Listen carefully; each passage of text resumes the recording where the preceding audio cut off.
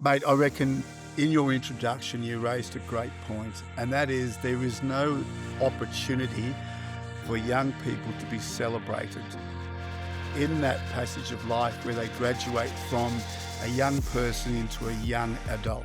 You touched on the point that Indigenous cultures and First Nations people have had as part of their legacy within the community an opportunity to experience a genuine rite of passage.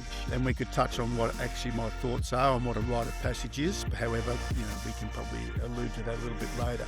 So, mate, the opportunity is not there. In this modern age of instant gratification, what I feel has happened is to appease a certain situation, we go for the easy option. And the easy option is often the use of screens, the frivolous time that could be spent in front of a television. And that's not the parents' fault either, mate. That's a product of society as well, where there is this need to keep up, especially in today's society where the pressures, not that we're going into a recession, but pressure of fuel, the pressure of cost of living is one where both parents are usually occupied and working, and that alone produces its own challenges. So, look, one of the important things to note here is there's no blame that needs to be appointed, but there needs to be an opportunity for the young person in a family situation to be celebrated as they graduate from a young person into a young adult. G'day, folks. Adam Gibson with Parents of Questions here today. Look, something I've talked a lot about in the past and do currently, which is even more so now. We look around the world, in politics, media, and leadership generally, even in business, we see a pattern.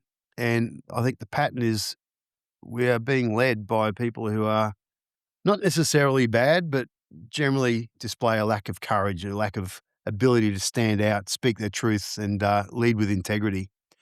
And I see as a parent that really bothers me, and it makes me think about, well, how do we raise a generation of kids that grow into the leaders that we most need to see, in our society? Because it certainly doesn't seem to be part of our culture. The people in charge tend to be the ones we probably respect the least. And that needs to flip around. But we do live in a world now where everything is geared around comfort, convenience, distraction. Kids are spending all this time on screens and avoiding challenges and discomfort. And, to a large extent, I think not even given space to ask deeper questions about who they are and what they want to become in the world. Um, and the truth is, there is no moment in our culture anymore where young people are recognized as making the step from childhood into adulthood. It's no line in the sand, there's no celebration, there's no initiation. But in every culture in history, almost, I think that transition was taken a lot more seriously. It was it was guided and earned, and it really meant something to not just the young person involved, but also to the culture and the community around them. So it wasn't just about growing up, it was about becoming someone who could be trusted, someone who knew themselves, and someone who could lead. And I think that's what's missing. We don't need more information or more rules or more bureaucratic experiences, but things that shape a person from the inside out. And I think that shows us a very strong way forward. So today, our conversation is about exactly this, about rites of passage, about nature, about challenges, and how we raise or help raise and nurture a generation of young people who are strong, self-aware, and capable of leading in a way that's very much missing from today's society. So I reconnected recently with an old mate of mine, Michael Hayes, who we're going to call him Hazy from this point forward because I won't not remember who Michael is, but he spent decades in this space working with young people and families, and he's got a very unique and powerful perspective on it. So Hazy, thanks for joining me today, mate. It's been great to reconnect again. Mate, let's do this mutually and I'll call you Gibbo. Fine with that. It's not the time on a podcast. Yeah. No, no. Hi there, Adam. G'day, mate. It's a, Great to chat. Great to chat. But let's dive in. I want to dig into your background a little bit more, but do you agree? And if so, what do you think is broken now and how we're raising young people? Not what's broken in young people, but what is missing or broken in the way we're raising our kids and our young people? Yeah, mate, I reckon in your introduction, you raised a great point, and that is there is no opportunity for young people to be celebrated in that passage of life where they graduate from a young person into a young adult. You touched on the point that Indigenous cultures and First Nations people have had as part of their legacy within the community an opportunity to experience a genuine rite of passage. And we could touch on what actually my thoughts are on what a rite of passage is. However, we can probably allude to that a little bit later. So, mate, the opportunity is not there. In this modern age of instant gratification, what I feel has happened is to appease a certain situation, we go for the easy option. And the Mm, easy option is often the use of screens, the frivolous time that could be spent in front of a television.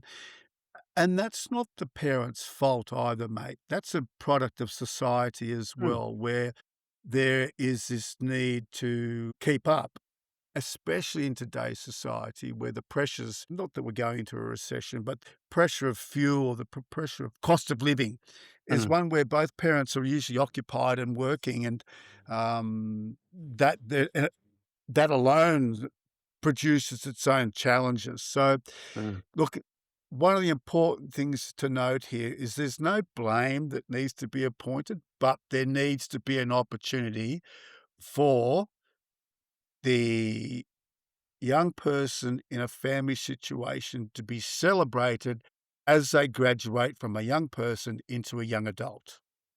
So we're talking, puberty sort of time, 13, 14, 12 to 14, 12 to 15. Is that just for clarity? Is that what you're referring to also? Yeah, Mm, yes, mate. We're talking about puberty. We're mm, talking about the onset, and that varies, of course, too, mm, age-wise. But if you look at First Nations cultures and the celebration of the ages where they were perceived as coming into young adulthood, we're talking about 12, 13, 14-year-olds, especially, I've been blessed to be accepted into a First Nations culture up in the Northeast Arnhem Land, and the young boys there at 13 and 14 are actually placed on a remote island to survive for 3 to 4 weeks by themselves, you know? mm, And that's an age where we probably think, "Wow, you're just going into secondary school at that stage." mm. Yet this is what these people do. So that's what we're talking about, that age, mate, probably 12, 13, 14, late primary into early secondary. And you know what? I would argue that our kids are actually getting a rite of passage. It's just not the one that you want for them. But, it's kind of by default, they're getting, I don't know, introduction to their mobile phone, to everything that's, being offered up to them on the internet. I don't know, school is week and go and get pissed with your mates. That's kind of that's the growing up nowadays. It's not a very positive thing necessarily. So it's kind of been by default, it's happening. It's just not structured and it's not certainly no reverence in it. It's just really a cultural mishmash of, let your kids turn up to become who they want to be in the midst of all these other influences. Um, that's a bit scary in Yeah, itself to think about it. and the mate, agree, and therein lies the toxicity. We talk about masculine toxicity, but there's also female toxicity. There's feminine toxicity as well. All you have to do is look at the bullying that takes place, especially with the advent of social media and the easy access to a way to discriminate against somebody through social media. Now, you're right. Who's at fault? No one's at fault because these young people have access to these sorts of devices from an age where, when I was a younger person, I had no idea what a mobile phone was, but this is part of everyday life. So it's something that we as adults also have to accept, that this is part and parcel of their everyday life. Mm, It's just now a matter of how we can redefine using these devices, but redefine the capability to empower these young people not to rely upon this instant gratification through, let's say, the devices that are available to them. mm. Well, let's dig into what a rite of passage actually is, and what the benefits of that might look like. Because that's I think that's an important thing is what benefits come of it. But just before we go too far, and let's just introduce you and your story and your background. Because look, I Yeah. don't I haven't known you forever, but I've known of you as a rugby player. You know, you got a good record in rugby. You're in your early 60s now, and you're still one of the fittest, most active blokes I think I know. Yeah, I mean, seriously. But, and you've been a boxer and you're kind of a man a bit of a mountain man. But tell us your background, and what led you to be doing this kind of work. Uh, Mate, and how long have you got? Thanks for the opportunity. You're right. I'm in my early 60s. Probably, I think the most profound point in my life where the most obvious change took place is when I became a single dad and I took on the role of parenting my children pretty well by myself. And my kids are now young adults, fantastic, 33, 30, and 23. To me, I took being a parent very seriously, especially about being a dad very seriously. My background is in exercise science. I did a degree in exercise physiology and biomechanics. I lectured for quite a while as a contract lecturer, but I've always worked for myself, which was very important to me. About 27 years ago, I moved to a wonderful place called Kangaroo Valley between the Southern Highlands and the south coast of New South Wales, about 2 hours south of Sydney. And it was there that I was able to forge a business and I would say a career. And I was also say a passion Mm, for outdoor adventure activities, but then combining that with, let's say, rite of passage, but then let's look at that a little bit deeper. And the rite of passage was providing people with an opportunity to immerse themselves in nature, become empowered through activity, and then finally work in a collaborative way, forging connection through compassion.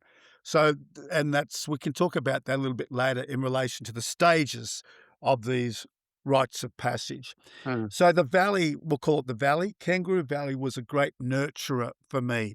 I was able to confront the problems I had, and when I say we're talking basically those of a single father mm. running his own business. But it was the process of immersing myself in nature and being able to sit in stillness and in peace and able to compartmentalize the mental pollution that was so prolific that allowed me then to the space to celebrate the gifts I have, to embrace the opportunity I had, and to raise a family in an environment that was nurturing and served them. So it was along that journey, probably 25 years ago, that forged the path for me to pursue an interest in a rite of passage. Now, look, you've mentioned, mate, my background was in rugby. I was blessed. I played for the Waratahs and the Queensland Reds, and I played overseas in France and Argentina and Ireland, which I'm also blessed to have experienced because that was the masculine aspect of Mm. of my development. And being of a certain someone who would be of a physical nature anyhow, it was quite interesting, my part of the journey, to sit in that place of stillness and embrace the capacity of nature to allow me the time to become a better person and become a better person. Mate, tell me So, tell me this. Hey, mate, sorry to interrupt you, but this is important. This like seeing blokes of I'm gonna say our generation, I'm not that much younger than you, but that rugby playing and, talking about yeah, compassion and sitting in nature and immersion. Like that's how did that land with your mates? Like seriously, like, that's an unusual perspective and a bold one to take that, could have probably got if you turned up at rugby training like that as a 25-year-old, you would have had a different reaction. What was that like? That it kind of coming out, if you like, from that space? yeah, yeah, mate, and a great way of putting it too. I was mate, we can get personal here. I was also abused at boarding school as well. I lost a son who passed away at birth. He suffocated, and then I became a single dad. There's been a lot of I Mm, SHIT.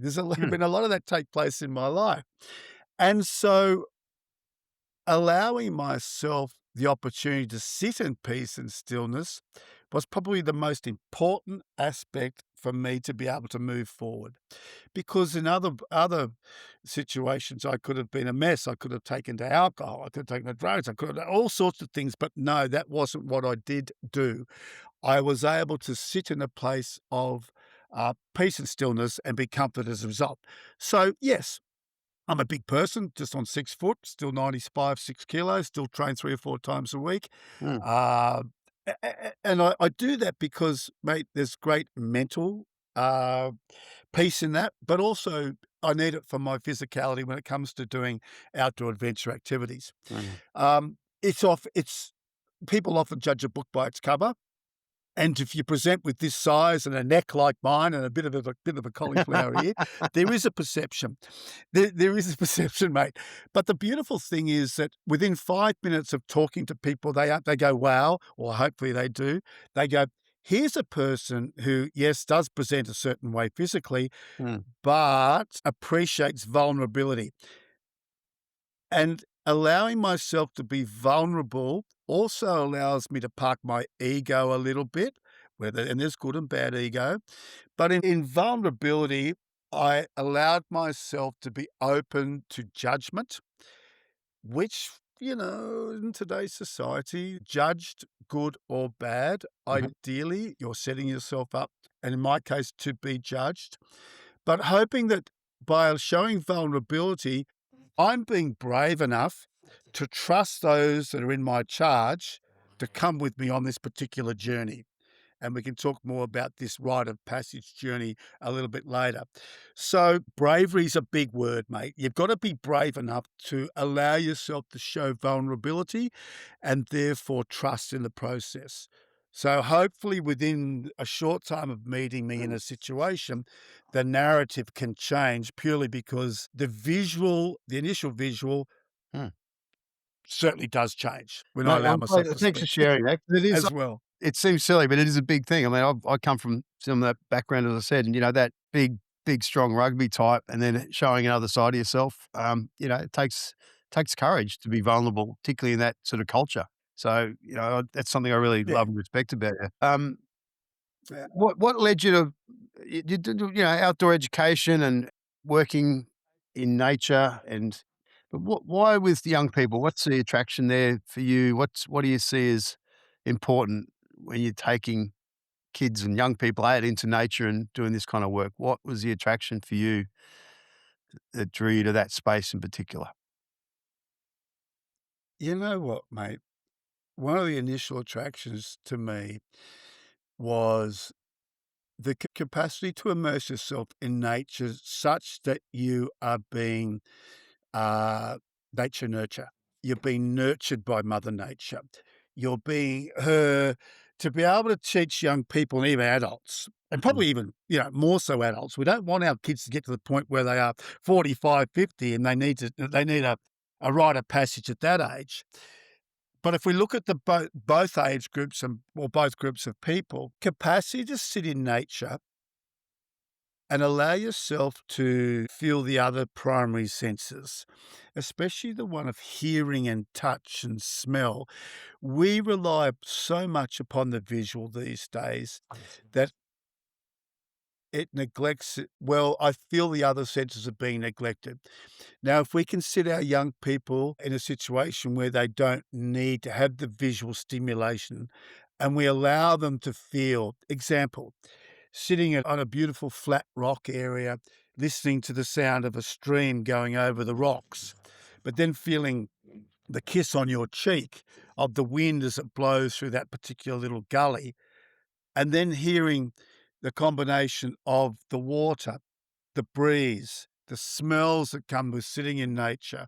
It may be that it could be the wattle in this, especially this time of year with mm. the wattle blossoming. If we can incorporate the other senses into a routine that then allows us to become more whole without relying upon that visual stimulation constantly, it's setting ourselves up to appreciate what nature can do for you. And I'll refer to her as Mother Nature because of her nurturing, caring, loving way that she embraces us if we're prepared to embrace her. Love it. What changes people when they do that kind of work? You know, that's like what you just described sounds beautiful. What changes in people that you see happen in real time or even afterwards, I guess? What's the process? 'Cause most of us Yeah, don't get summed any up of in that, one right? word. Say again, No, no, and you're right. Mm. You're right. You know what? Stillness. Stillness is probably one of the biggest takeaway. They learn to sit in peace, tranquility, and stillness. They learn to compartmentalize that mental pollution that I've alluded to. So much going on in the mind, so Mm. much. Well, if we can sit in a place of stillness, allow ourselves to recalibrate, focus upon the controllables, acknowledge the uncontrollables, but then start to prioritize, all of a sudden there's a gentleness and stillness that comes over you. When you've got that stillness, then we have the capacity to start looking at the empowerment phase. How can we enhance your self-esteem? How can we empower you? How can we challenge you? And that then leads us to that rite of passage. There has been no rite of passage in the history of mankind whereby there hasn't been a challenge phase. Because the challenge phase is important, mate. That's where you celebrate the achievement by having participated in an incremental challenge. And that's what we're able to do now. Having been able to put yourself in a place of stillness and peace and engage all those other senses, Mm. it then allows you to be present to appreciate the empowerment phase. That's big. I'm just as you're saying it, I'm just reflecting on the last time I was sitting in complete stillness and presence and having a without a monkey mind kind of thing going on, and it's I can't remember. So yeah, it is almost impossible to achieve in modern life, without taking this sort of specific time out for it. I guess, but I guess what is Yeah. it? Something practice in nature we can bring back into daily life? Is it? Do you find like can you find Yeah. nature then walk back into yeah? Yeah. See, here's the other beautiful thing too. When it's easy for me to say immerse yourselves in nature when we're talking about people who live in such a excitable, energetic lifestyle, maybe in Mm. Sydney with let's just call it the concrete jungle. Yeah. So the goal would be to try and discover a sanctuary. That's what you need to do. The sanctuary doesn't have to be in Kangaroo Valley beside the bubbling brook and the feeling of the Mm. breeze against your cheeks. Your sanctuary may well be that sit on the rock platform at the beach, or you go to a park and you sit there in the buttresses of a big Moreton Bay fig. It could be the fact that you've got a little special place in your backyard that you create that becomes your sanctuary. It doesn't matter where it is, as long as for you it becomes a sanctuary. And the sanctuary then allows you to sit in that place of stillness, Mhm. for you then to take those deep breaths and then to participate in a role of progression. Now, the progression is you found your sanctuary. Now let's build upon the fact that that is your place of peace, your place of stillness, your place of tranquility. Now take the deep breath and it becomes an aha moment. You Mhm. can breathe, you can be still. Now let's look at the empowerment, or let's look and acknowledge as to what we need to do to make our life a little more livable without that constant, what I've referred to as mental pollution, the negative energy that takes place in one's life. It's something I've always gone back to and aspire. I'm going to say aspire to because I fail at it regularly. But making big decisions when you're stressed or busy or under any kind of pressure generally involves making a bad decision as an outcome or not an authentic one. Making a decision big or small from that sort of place of inner peace and serenity and sort of 0 point, if you like, is a far more, empowered state. Even if you're in business or as a parent, whatever, it's actually a great place to work from as much as possible, isn't it? To have that as a, Yeah, mate. you can consider all possibilities, all the senses are involved, intuition's heightened, and you're not cut off from source at some level in order to make decisions and guide your own life from there. Is that a fair way to put it? Yeah, mate. Yeah, two words come to mind, and that is reactive or proactive. Mm. And when you're in that state of not calm and that mental pollution, that turmoil, often the decisions that are made are reactive. by allowing yourself to actually be present, to be still, to sit in a space of recalibration, then the decision you make could be more proactive. What serves you and then those around you. So let's not be reactive, let's be proactive. Well, that's, coming back to the original, my little monologue at the beginning, this is really a good place to talk about leadership because what you described there is a good model for leadership, be able to be leading from that place for young people and for adults. What's the leadership? Well, talk us through the process here and how that how does it the process you take people through, and we take people, adults, young people, Yep, and parents and yep, adults, parents and kids together, yep, and how that yep. relates to leadership for us. Mm. Yeah, mate. Now I'm getting excited. Because you spoke earlier, and I'm really glad you did, mate. Because yes, to look at me, and this is the picture paints 1,000 words, and obviously sometimes it can be the wrong picture with a thick neck and the collar ear, like I've already mentioned. However, what we aim to do is to create holistic leaders. Now, it's a word that's thrown around. What is holistic? Well, if we look at it from a leadership perspective, what I want those that participate in this particular program is to come out as compassionate people that are prepared to connect with those around them. And that comes from, again, a place of love, care, and nurture. And that's where our leadership needs to be today, even at the corporate level. We need to see loving, caring, nurturing leadership. We don't need to see alpha, male dominated, even female dominated, trying to climb the corporate ladder, trying to impress, and then imposing this leadership style, which is a negative leadership style. It doesn't inspire the people around you. What we aim to do is to create within our younger people and our older people the capacity to love, care, nurture those that you're in charge of or those that you want to be a part of in your community. Now, for young people, it could be the sporting team, it might be the school group, it might be a girlfriend, boyfriend, it might be Mm. siblings, it might be mum and dad. It doesn't matter. If you're sitting in a care of love, place of love, care, and nurture, it has to have a positive effect. So let's go back to what does that look like? Well, what it entails is celebrating the gifts and the strengths of those in your command, being employees or family members or school environment, etc., etc., etc. So I come to you with certain gifts and certain strengths. You come to me with your gifts and strengths. What I do is I acknowledge those and say, "How wonderful are those strengths and gifts that you bring to our work environment or our community environment or our family environment." All right. But they're your gifts. So let's celebrate those. Let's empower you to bring a better version of those gifts to the table.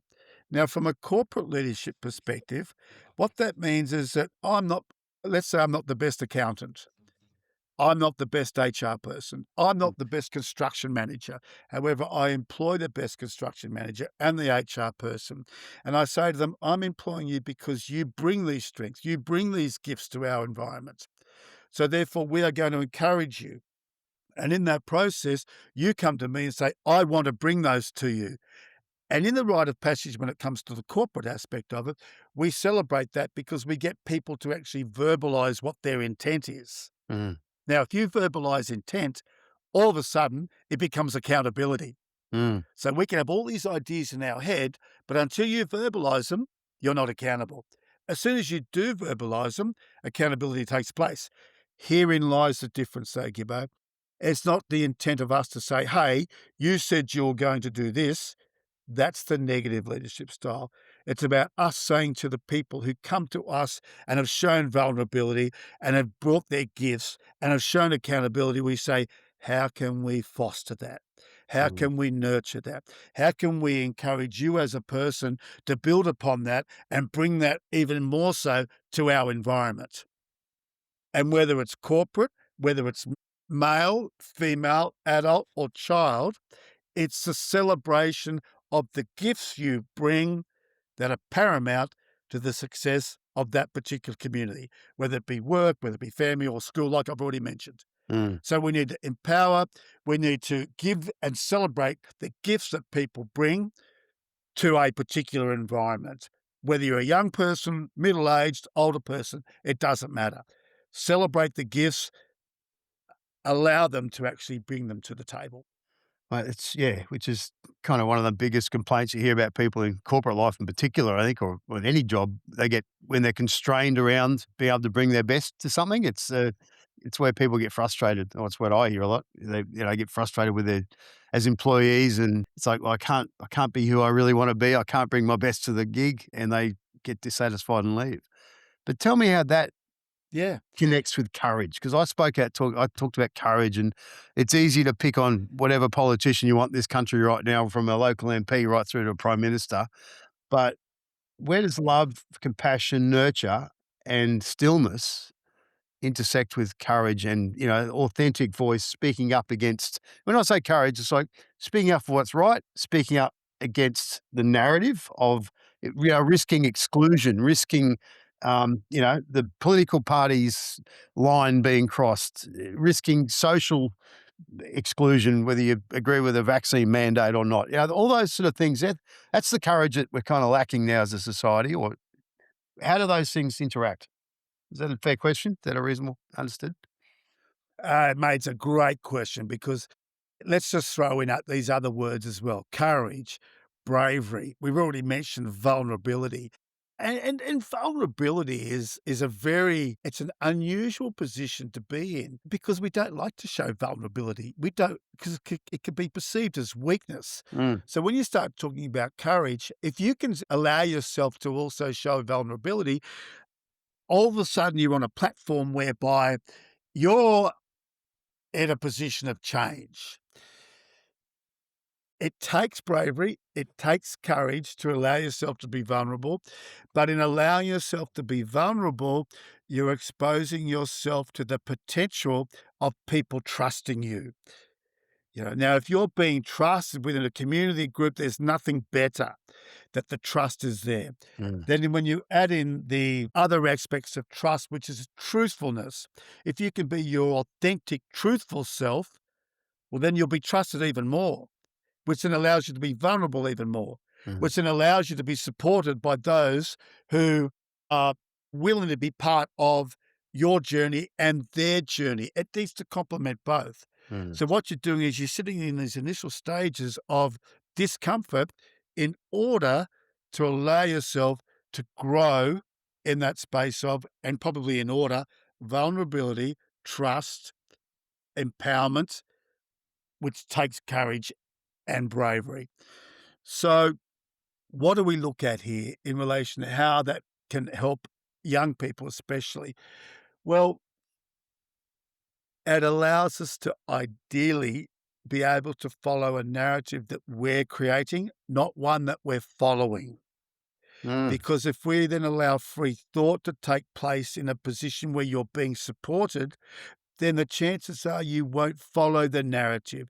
The chances are that you feel supported, nourished, and nurtured through challenge, but challenge, and that is challenging the status quo, but giving you the opportunity to be brave.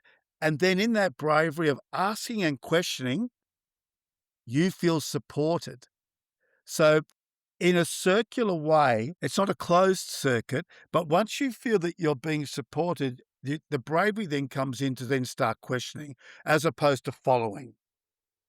And yeah. if you're questioning and you're being respected, Mm, then it's coming from a place, the narrative is coming from a place of goodness, not mm, from a place of disrespect or not from a place of poo-hooing. No, no, no, no. I support you. I'm willing to listen to you. I respect what you're saying. And the more you're respected, the more you feel open to asking the difficult questions where you are supported. And all of a sudden, I think, appreciation in life allows you to be more individual, a free thinker, as mm. opposed to, as we've mentioned, following the narrative. But you need to feel supported and respected in that environment. And that's what we're creating here from scratch. Mate, that's awesome. It's just one thing you touched on there, which really resonated too. It occurs to me to point out is that it's a progression. It's a muscle you need to flex. Learn how to flex it and then continue flexing it. You don't You don't teach a kid to be compliant, or we do this for ourselves, be compliant and shut up and do as you're told forever, and then suddenly throw them into a position to go, here, now go be courageous. The two that, courage and Yeah. authenticity need to be invited in and then progressively built and practiced. And it's a practice, and it's like building a muscle. It gets bigger with use. Fair point. Mm. Yeah, mate. It's a really great point, and it's the old story.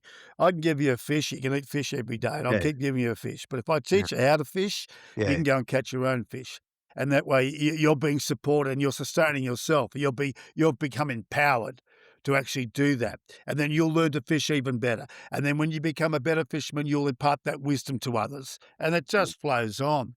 So it's a great metaphor for even carrying this cycle on, which is so important too, mate. We're not just looking at a quick fix. We're looking at longevity here, Mm. because this free thinking, this capacity to be empowered, this capacity to feel supported by those around you has a flow on effect. And that's what we need in today's society. We need Right. brave, free thinkers, especially in our younger children, who have the capacity to go, hang on, that doesn't seem right to me. Yeah. Hang on, I'm going to question that. But Yeah. I'm going to question it in a way where I feel supported and respected, and therefore it's coming from goodness, Mm. not from anyone's particular narrative to dictate how somebody else should think or act. Yeah, love it. One of the things that we want to look, we will throw an expression of interest out there at the end of this podcast for an opportunity to go into the bush and have an experience for a parent-child type um, camp together, and that's Yeah, it doesn't matter if it's mum or dad, and it doesn't matter if it's boy or girl, but parent-child together for that kind of rite of passage type experience together. Talk us through some of the process. There's a sort of 3-step process you've talked to me about offline, or three elements of an experience in the bush. Talk us through it. I think it starts with yeah. immersion and things from memory. Yeah. It does, mate. Look, we it's this has been honed over the last 26 years, let's say, where it's been a huge benefit to me. And the 3 stages are the immersion stage. We have to immerse you in that place where you learn peace, tranquility, and you're able to sit in stillness. There's no point even starting to empower you unless we've got you in a place of clear thought, clear presence, Mm. the capacity to engage and take on board information. So let's just do that first. So any program we run, there's the immersion phase. Now, once you have that, let's go to it, the aha, the calmness and the stillness. Mm. Then we give participants that capacity to become empowered. Now, the empowerment phase is where you go and participate in incremental challenge. Now, the first activity might be, and here's a classic example, we go for a 3-hour kayak paddle along these rapids that are, yes, it's flowing water. It's not the Zambezi, and they grade rapids 1 to 6. Well, Mm. let's say the Zambezi 6 and the beautiful Kangaroo River's grade 1. However, we put you in your own kayak. You're not in a boat with somebody else. You're in your own kayak. You're guided along these rapids. You're taught how to go, and even succeeding, and you tip out, you have a giggle, you have a laugh, but you're supported by those people around you. It's part of the incremental change that takes place. Another part by let's make it harder. You've participated in physical activity. Let's give you physical with mental challenge. Example, let's put you in a scenario whereby you have to hike from A to B. We teach you his simple navigation skills. It could be the fact of, east, west, sunrise is in the east, that's in the west. It could be the fact that the mosses on the trees, because they're more moist on the sides that don't see the sun, which is usually the southern side in the southern hemisphere, Mhm. gives you also an idea of simple navigation, even if it was foggy. Handrails. What do handrails do? They stop you from falling off balconies. They stop you from falling off verandas. Well, a handrail in the bush environment might be a creek. It might be a ridge. Yep. Now, a handrail will allow you to stay within the confines of a particular route without falling off. If you get to the creek, you know you've gone too far. But if you walk parallel to that creek and you can see the green foliage within that creek, which is what often happens because there's more Mm. moisture down there, then Mm. you're navigating your way. So we may even get you to build a fire. Now, we don't use matches, we use ferro rods, and it might be a good time to add that I don't know of your listeners if they do Have ever watched a show called Alone on SBS? Well, I was a very grateful participant on that particular show called Alone, where you're given 10 tools to survive, or you choose 10 tools Mm, to survive. We give our participants the opportunity to start a fire using a ferro rod, and that's part of what they need to do on the way out. So we navigate them in, we teach them how to use navigational skills, and then on the way out, they have to find their own way back out, start a fire from a survival perspective. Now, these are just examples of the empowerment. Now, success isn't necessarily measured by the quantifiable outcome. You're not measured on a score like you are in rugby or mm, soccer or netball.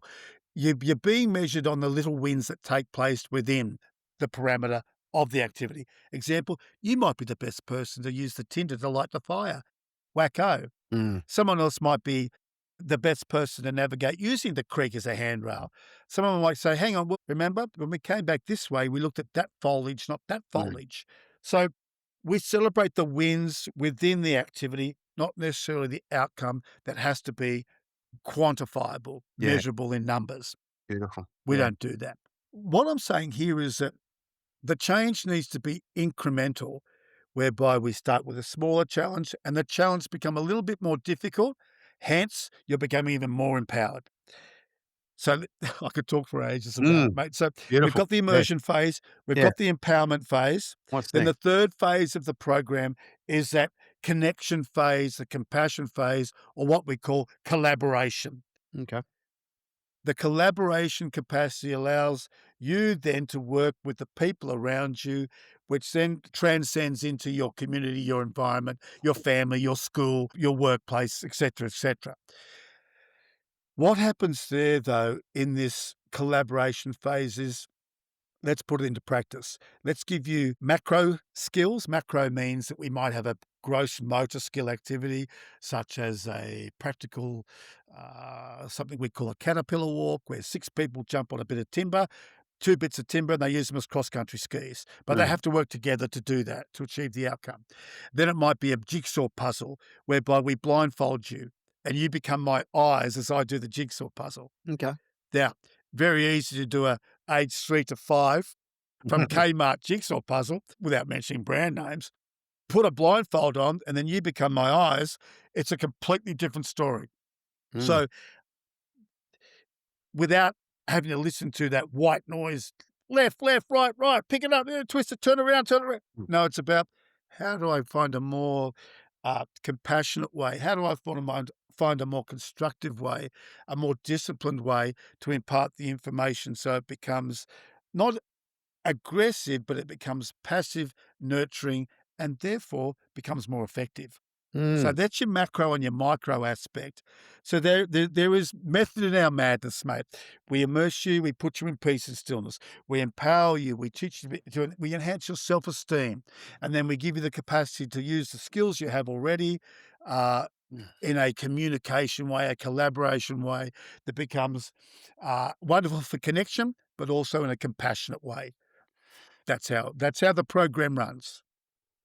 Imagine a group of young, yeah, I'm talking young as in, young men and women moving into the world with this training behind them, moving into positions of leadership in politics, in the media, in corporate world. Imagine how different life would feel if people had this as their foundation.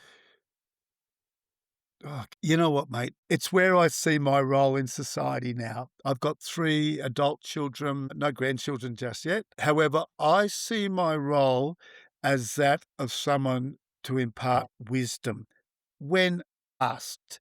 Ideally, as people get to know you, you're able to impart more wisdom. And herein lies probably the most important point, I think, for adults.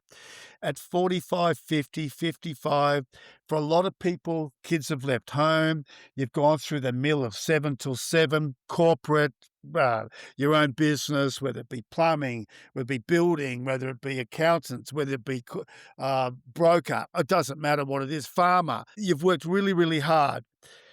The trouble is, in today's society, what happens is you tend to stay on the vine and you wither because you don't see your role.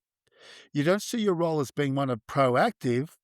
It's one of, what do I do now? Mm. And there's a tendency for adults, especially, to go, well, what value does my life have in today's society when I've done what I've had to do?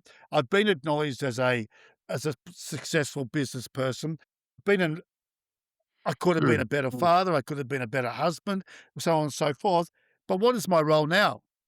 Mate, your role now is to impart that wisdom. In First Nations communities and Indigenous communities, these people were the storytellers. Yeah. These people were those that imparted the wisdom.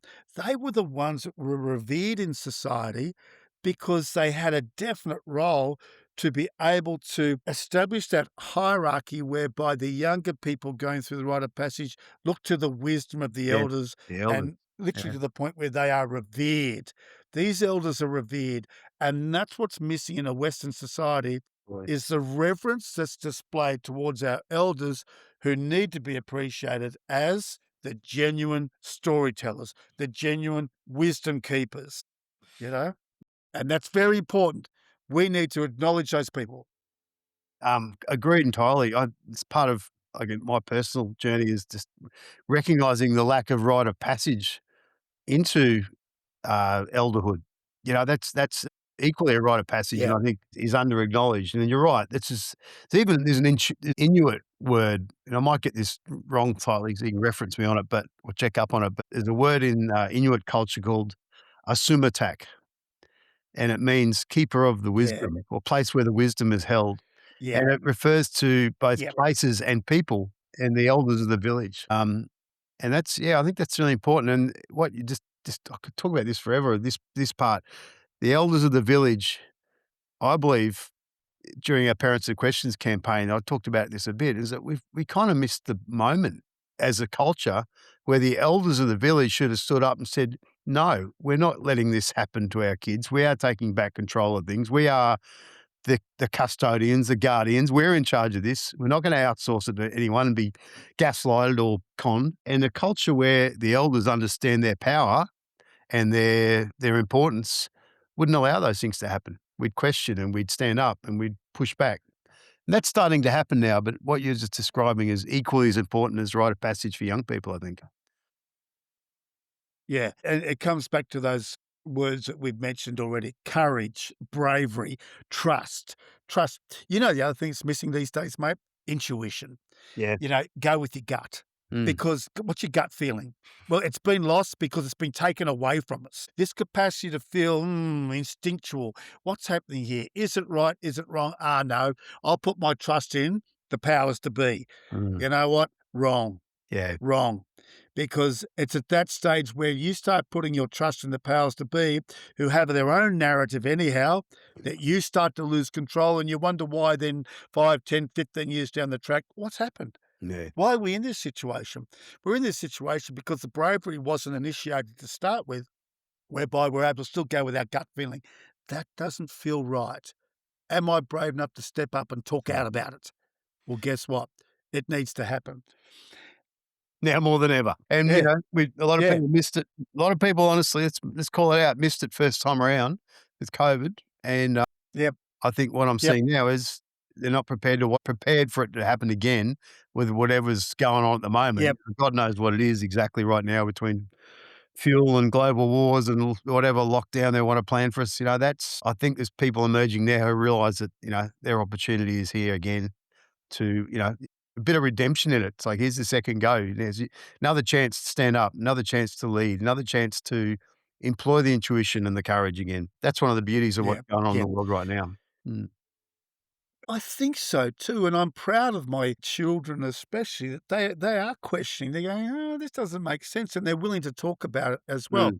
Do you know what, mate? The other thing that's really important is that it's not too late for parents to make a difference. Now, we have it in our program whereby it's parent child comes along, and we get both the parent and the child to experience the stillness, the empowerment, because it's in those moments of empowerment that I'll use myself as an example, that my 12-year-old son at a particular time sees his dad going down a rapid and tips out. Mm. And dad tips out, and he's wet, and he gets up, but he's laughing, and the son goes, "There's my dad. Oh my god, he tipped out of the rapid, but he's all cool. He's Yeah. all cool about it," you know? I Yeah. see my 12-year-old son going down the rapid, he tips out. My initial reaction is, "Is he okay? Is he safe?" Mm. He comes up, he's laughing, and Mhm. he's bubbling and going, "Wasn't that silly?" Well, Mhm. guess what? You've just had a shared experience. Now, the child has seen the dad or the mother, in a vulnerable situation, yet they're okay. So the parent has been able to show vulnerability, and the child has seen that.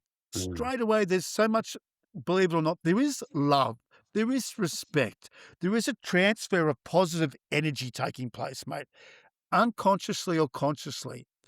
Then it happens in the opposite, where the parent sees the child straight away. There's a little bit of panic, the child's okay, and you see your child in a different light. You go, wow, I don't have to be that hovering around parent. I Mm. don't have to take them to here and there and everywhere. I don't have to do that because I've just seen my child do something that I would never have otherwise had the opportunity to see them in. Yet guess what? They're okay. Mate, They're okay. and it's You know, experiential, they isn't it? What succeeded you at it. Yeah, and what you're talking about, it's not a theory, it's not happening in their head, it's not like we have to learn it. It's actually it's a felt experience. I think that's what I'm hearing. It's not a facilitated discussion or anything deep. It's like, no, this is just something it's obvious and it's real and I've lived it. Yeah. And that's Yep. where real learning happens, right? Real changes happen at that. Yep, and Mm. mate, they don't call it experiential learning for nothing. Yeah. You learn through experience, and they don't always have to be, like I said, the experience don't always have to be measured quantifiably. Congratulations, you got 50. Yeah. Well, guess what? It may be the fact that you might be sitting on the edge of a cliff in an abseiling harness, and you are scared of heights. You've now got the support of the group around you, both mums, dads, Mm. children, and you perch your backside on the edge of that cliff. And as you start to sit back, and we just say, sit back, relax, make out you're sitting on the toilet, just sit back, Mm. and you go, I, c- I can't do it. Mm. Doesn't matter. Everyone else is just whooping and hollering, saying, mate, that was brilliant. Well done. So it wasn't the fact you abseiled off the cliff. It was the fact you put the harness on. It was the fact you perched your backside over the edge of that cliff and you stood there and went, "Oh, I made Yeah. the decision. I can't do it, but I got this far. Woohoo. Yeah, Let's yeah. celebrate that." You Beautiful. don't have to descend down the cliff, right? It's celebrating those little wins and those little achievements, which are part and parcel of the process of the empowerment. And because you're being supported by the group, it's not failure, mate. Mm. It's a success. Look at what Yeah, you've done. Look at what you've achieved. It's the yeah. little successes, the little wins within the big picture. Mate, think of the for a moment for me of some of the parent-child partners or couples is a weird way to put it, but, parent-child that have come away from this in particular, and what do they report in terms of outcomes or what's the result of doing this as with your kid from both parties, I should say? What do the kids say? What do the Yeah, parents say? yeah, What's the mate. experience? What do they tell you? Do you know what, mate? This is exactly why I do what I do. Yeah, I bet. I don't go to work, buddy. I go to my passion. I wake up every morning and go to my passion. And I can pick and choose too. If the surf's up, I might go for a surf. But this is why I love what I do, because the feedback is more often than not been, I cannot believe the change in my child. I can't believe they're willing to take on more responsibility. I can't believe my child picks his clothes up or her clothes up off the floor. I can't believe they unpack the dishwasher now.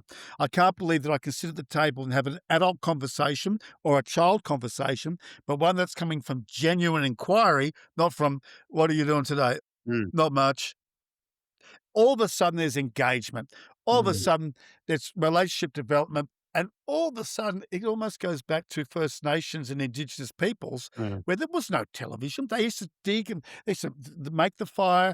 They used to cook their meals. They used to sit down. They used to discuss.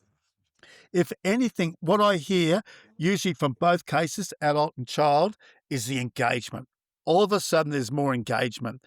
And parents especially say, I feel so proud that I'm actually able to have a conversation with my child again, whereby there's genuine inquiry and we sit and we discuss, and it comes from goodness. yeah. It all comes from goodness. Wow. That's mate, seriously, that's if I leave any legacy in life, it's the fact that I would love to make sure that there was so much more goodness in the world that can be celebrated between parents and children, because at Mm, the end of the day, we all like to feel good about ourselves, but also be acknowledged for what goodness is as well. yeah, love it.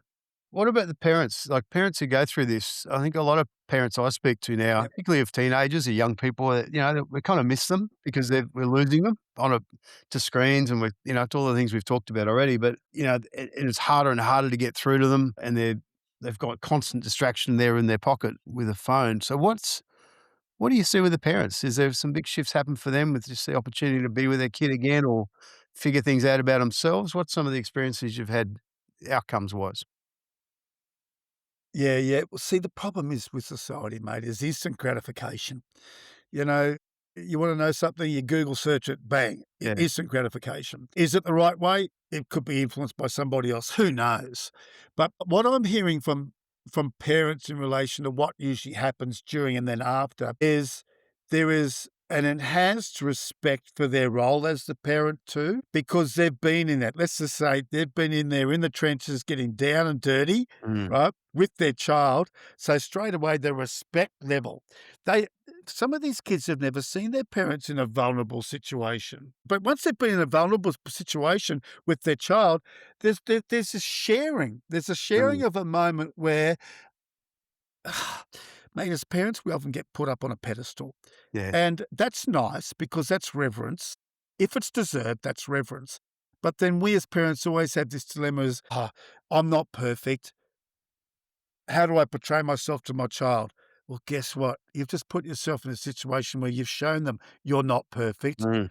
You've shown vulnerability. You haven't had the huge success you thought you may have, but it's been shared. And therefore, once again, there's love and there's care.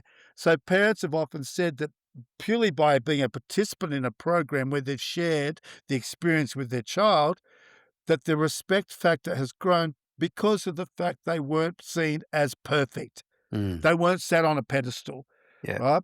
There was realness. And this is where we cut ourselves up a bit, mate, that we try and be the perfect parent. You know what? There's never been a perfect parent in the world, right? Or in Yeah. history.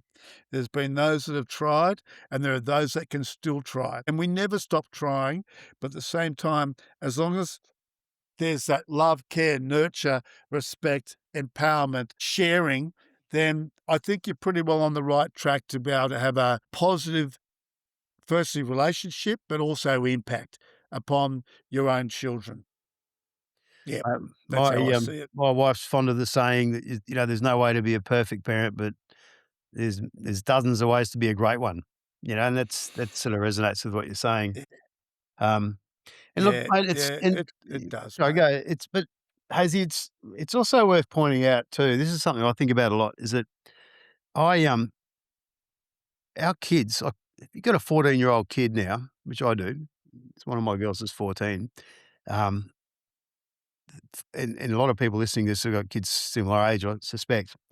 But if you've got a young person, Yeah, their early teens or even late teens, but like for my kids, like the whole formative period from age, 8.5, 9 through to now has been some version of the COVID story in terms of their schooling was interrupted, their culture was shifted on its head, the trust that their parents have in the institutions and politics and the banks and the medical system, schisms in families between and friends and social orders.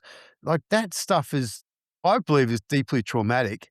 And not to mention the fact there's been, vaccine injuries and people getting sick for no apparent reason. Who knows, all this sort of, and it's like they're living through that as their normality. Their most formative years have kind of been shifted through this weird and crazy time in the world. And you could probably say that for every generation to some extent, but for our kids in particular, I think it's unique. And maybe I guess the point I'm making is things like what you're proposing here, this rite of passage and the chance to reconnect, the chance to bond again with parents and create something better and reset. It's almost like a reset is now more important than could ever be more important than now to do it because Christ, they've had enough of a Yeah, hard time to get here. They really have. I look at you know, it's like, how do you prepare kids for a future in this world? Man.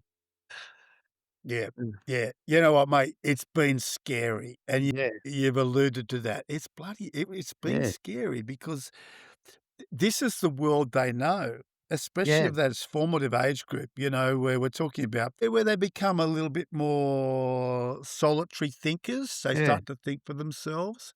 And this is all being dictated to them with a huge narrative against what we as parents may have seen as an alternative. Anyhow, mm. so That's not but the don't overlook whole but let's just don't overlook driver. that one, mate. It's Sorry to interrupt you there. That's just it's worth just No, hammering no. that at home, Hazy, is that most people listening to this have the additional sort of trauma on top of it all is mum and dad are a bit weird because they didn't wanna take a bloody, a mandated Yeah. drug, and, the Yep. social kind of disconnect that came out of that for all of us, including them with their friends at school or whatever. Like, that's real for most kids, Yep. and it's a hard one to navigate. Mum and dad are Mate, it stressed all the is. time. And Mum and so, dad have felt, it's tough. yep. But sorry, I And cut so you off.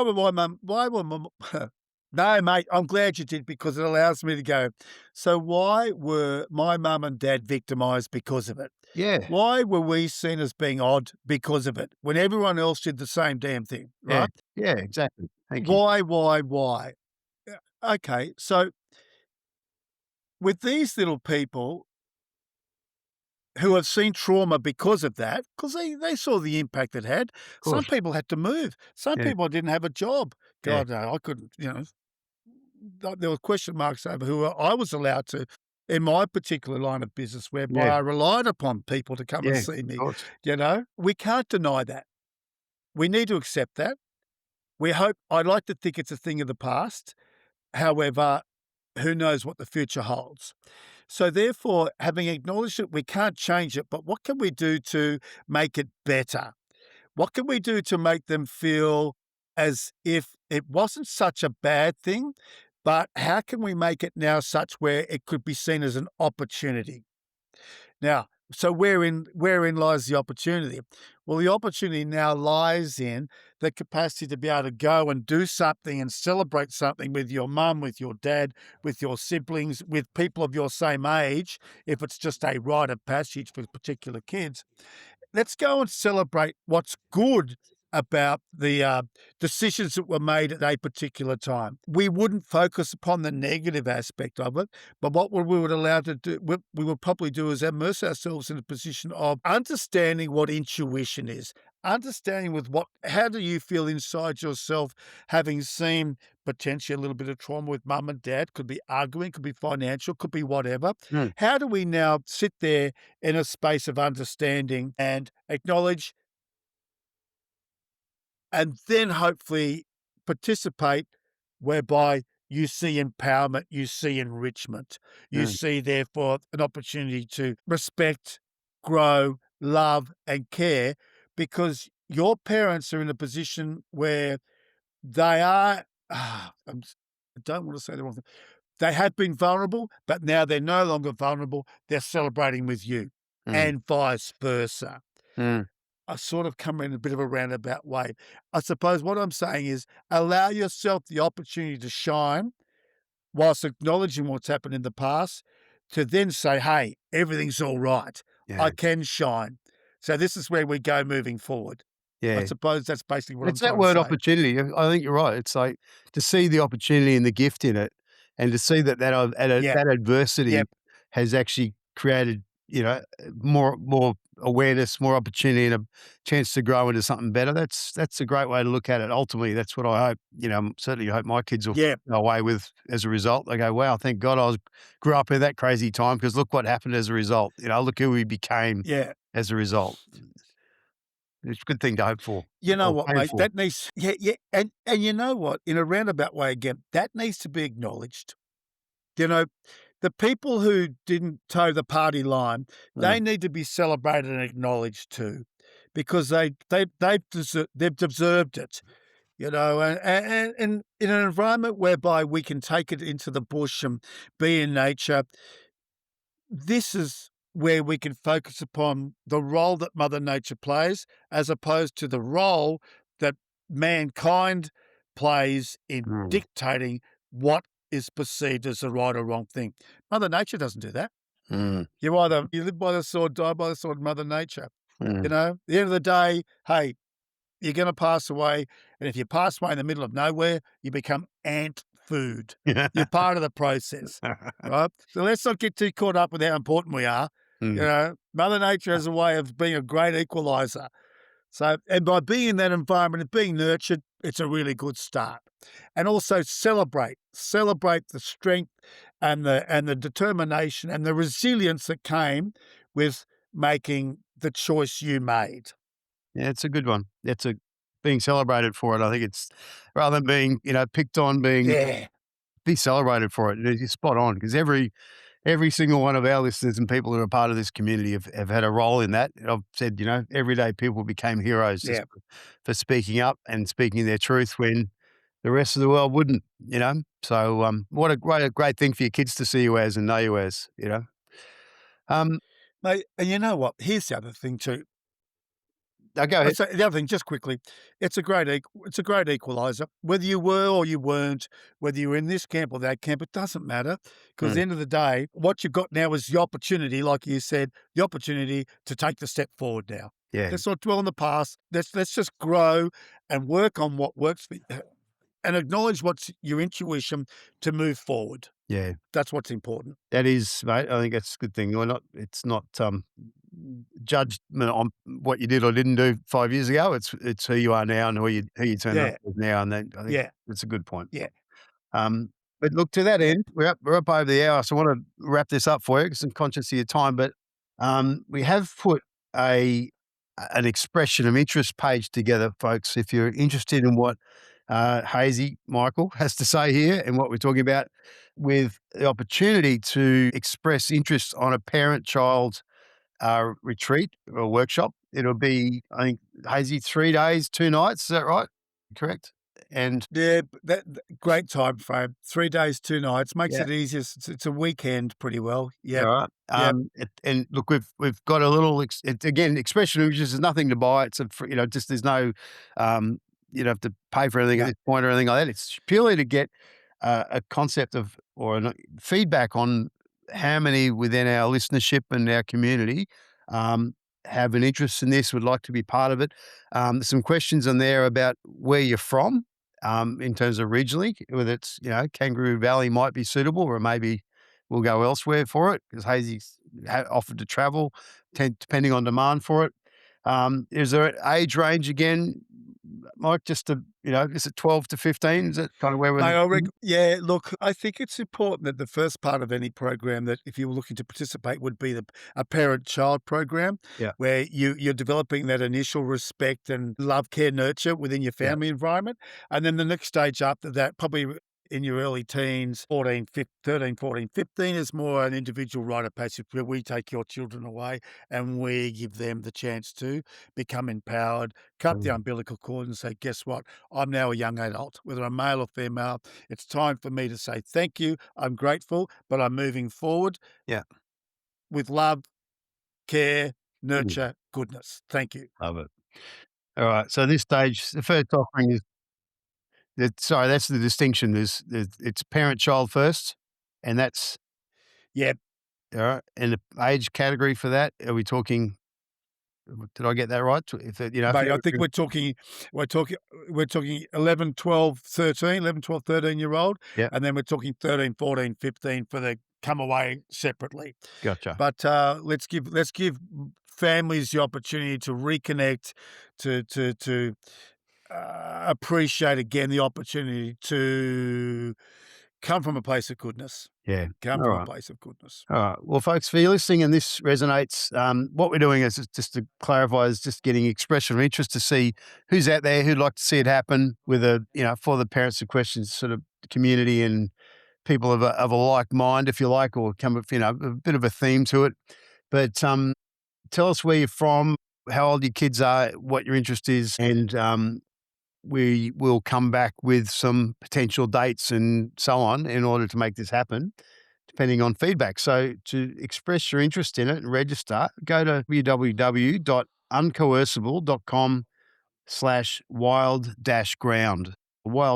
Uncoercible.com/wild-ground. I'll put the link in the show notes here. And that, as I said, there's no cost to it. Just let us know if you're interested and we'll curate something together. Hazy and I talked about this and we reconnected and both got excited about, just being able to offer this up to our community over the long haul, really, to see if this is something we can slot in. A while back, we tried to launch a program called Raising Lions, which is based on this similar kind of outcome, but we really didn't have the right facilitators and the right format there. And it was really, a lot of people were interested in it, but it was just didn't quite have what we needed in order to deliver it. And I'm very happy to say, having reconnected with Hazy again, I feel we do now have something that's not exactly the same, but possibly even more powerful. And what I love about this, mate, is it's not all curated and it's not all facilitated. It's facilitated, but the Mother Nature's the teacher, the experience is the teacher. And that's where the power is, I think. It's what I love about what you're doing. So I look forward to seeing you in the bush with the kids, sooner rather than later. Hopefully we make this all happen and have a group of people join us. Yeah. And you know what, mate? And hopefully people will embark upon this journey of my passion. Let's make it a passion. Yeah. Yep. It's not work, it's a passion, buddy. Mate, Yeah. you certainly got plenty of that. All right, Hazy, thanks for joining us today. Look forward to seeing who else wants Pleasure, mate. to be part of it with us and, get the kids out there and really give them that experience back. I think we owe it. We owe it to them to give them something, that chance to breathe out again, to reconnect with nature, as well as, selfishly, I'm going to say I want to see a generation of bold, strong, courageous, critical thinking young people out there. That inspires me. That's my passion. I love to see that, young people are really making their mark on the world and living their best life despite the craziness we're living in. So let's see if that can happen on a joint effort.